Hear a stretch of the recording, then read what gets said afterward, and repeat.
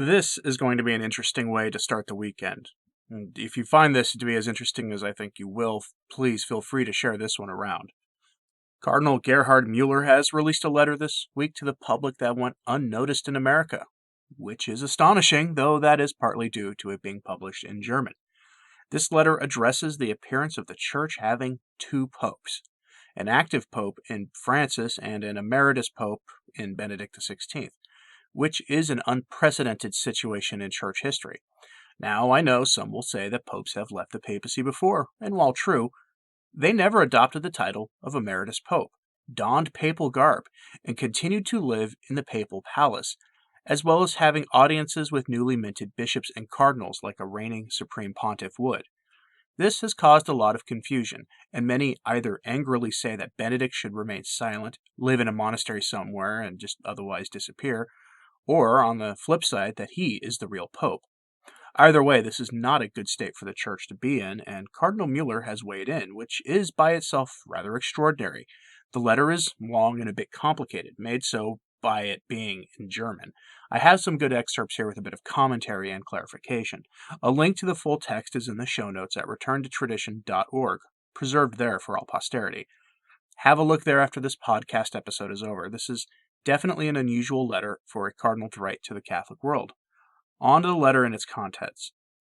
Mueller begins this way, quote, with the stepping down of Benedict XVI from the exercise of the Petrine ministry from the 28th of February 2013, and because of Pope Francis ascending the throne of Peter on March 13th of the same year, a completely new situation, hitherto unknown and unthinkable, arose in the history of the papacy and the Church. To date, we lack the adequate form of thought and language to remove, on the one hand, from the ecclesiological point of view, the heretical idea of a double summit, as when we speak of two popes, and on the other, to be equal to the fact that, according to the current linguistic usage, there is now a quote-unquote Bishop Emeritus and Pope of Rome, who, however, no longer holds the Petrine ministry.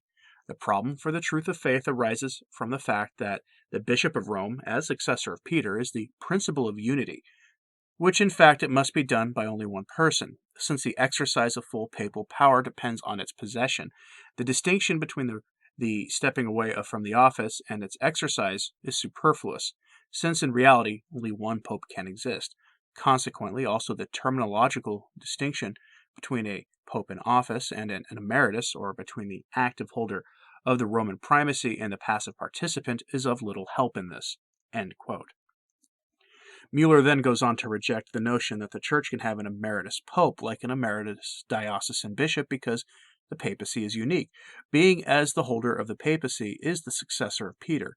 Mueller has written about this before, apparently in a 2017 German journal article, which will please those of you who hold to the idea that Benedict is the real pope, though that really isn't what Mueller is driving at here. But Mueller continues after expounding upon the confusion wrought in the Church by this strange status quo. He then points out something that will add fuel to the fire, so to speak. He says that only the legitimate pope is protected by the grace of infallibility. Quote, the Bishop of Rome is the successor of Peter, only as long as he is alive or until he has voluntarily left office. The episcopal function of teaching, guiding, and sanctification are essentially contained in the sacrament of consecration, while the charism of infallibility ex cathedra in rebus fide et mormond jurisdictional primacy belong to the legitimate pope, since there is no sacramental consecration of the pope, only as long as he is in office. With the voluntary renunciation of the office, the papal prerogatives or full Petrine powers also definitively lapse.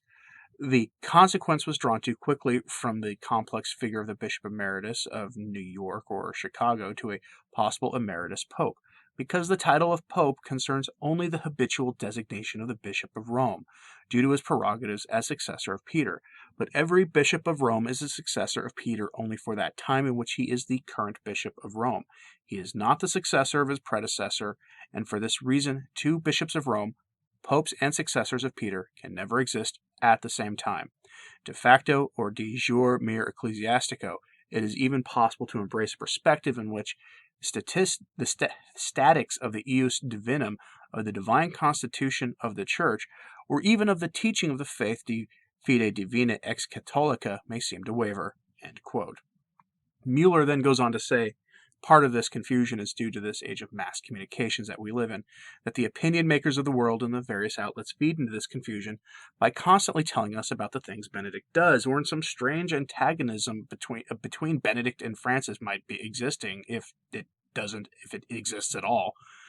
Quote, in the lay and ecclesiastical visual outlets, with the visual image of two popes side by side, the subtle problem of comparing the pontificates of two living people has arisen. And here, unfortunately, it must not escape the fact that in the era of secularized thought and mass communication, worldly ideological points of view end up contaminating theological judgment.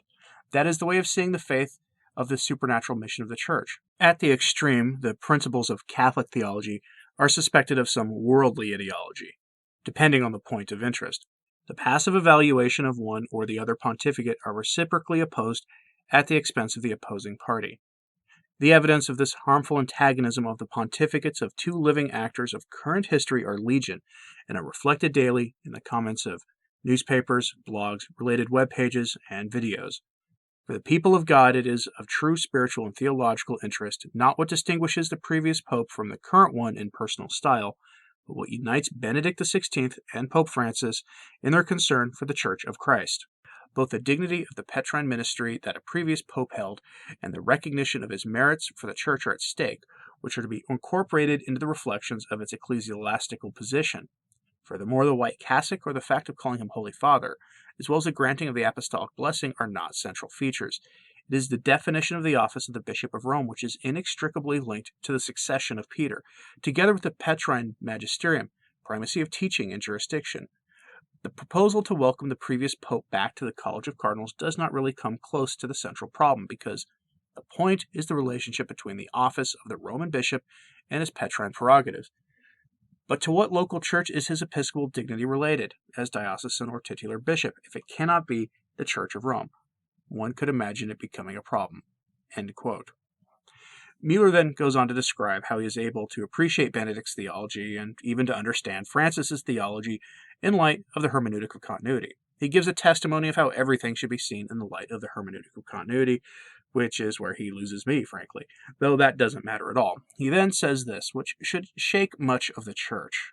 Quote, for the image the Church transmits today of herself to the world, a profound reflection on the doctrine of the institution, perpetuity of the value and nature of the sacred primacy of the Roman pontiff and of his infallible magisterium, see Lumen Gentium, chapter 18, it is obviously clear that the living foundation and the ever-present founder of the Church did not choose the Galilean fisherman Simon as the first apostle and as Peter Rock to give him a platform for self-realization or to procure income and bread for the court apparatus, but to make him become the servant of the servants of God, who renounces himself.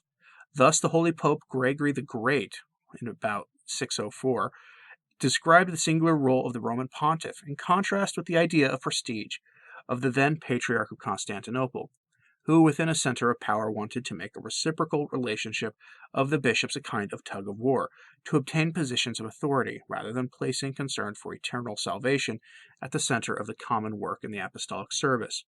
We only mention the classification in parentheses from the dogmatic point of view very questionable, of the characteristics of the Petrine ministry as mere historical titles as they are now listed in the most recent publication of the Pontifical Yearbook. Humility is a personal virtue which befits every servant of Christ very well, but it does not justify a sort of relativization of the full powers that Christ transmitted to the apostles and his successors for the salvation of men and the edification of the Church, because Christianity itself is founded on the historical realization of salvation. Otherwise, historicity would become only a changing dress, which a timeless myth takes on, as Christ is the consubstantial Son of the Father in the divine Trinitarian unity. End quote. Mueller is clearly not pleased with the status quo. He reminds us, and by extension, Pope Francis with that dig in that last quote, that the papacy is not a vehicle for personal ambition or personal goals, and that historical titles should not be just cast aside, but rather that the papacy is to be Christ for all of humanity, for all people everywhere to see Jesus Christ in the vicar of Christ, to come home to him and love him and follow him in the Church because of the Pope. The papacy is not to be used for some other purpose. Needless to say, having two popes simultaneously does not do this justice, to put it mildly. If you're having trouble with that thesis that there are two popes, and again, It is only a theory or hypothesis. I recommend the book The Secret of Benedict XVI by Antonio Socci, author of The Fourth Secret of Fatima. He painstakingly goes to great lengths to demonstrate that the intention of Benedict leaving the Petrine ministry was to have two popes. He may be wrong, which is why it is only a hypothesis, but if this is a question you've wrestled with, and who is the real pope, and let's be real, who in the Catholic world hasn't wrestled with this, then I recommend picking that book up. You should be able to find it online fairly easily. It was published, I think, in 2018, so it should still be readily available in your typical online outlets. What do you think of this, though? Is Mueller right about the negative impact this is having on the Church? Let me know your opinions in the comments, please, and as always, pray for the Church. And, as usual, the letter is available again through a link on the sources blog at returntotradition.org. I'd like to keep things over there to not upset our lovely hosts. Anyway, thank you for listening. I'm Anthony Stine. Ave Maria.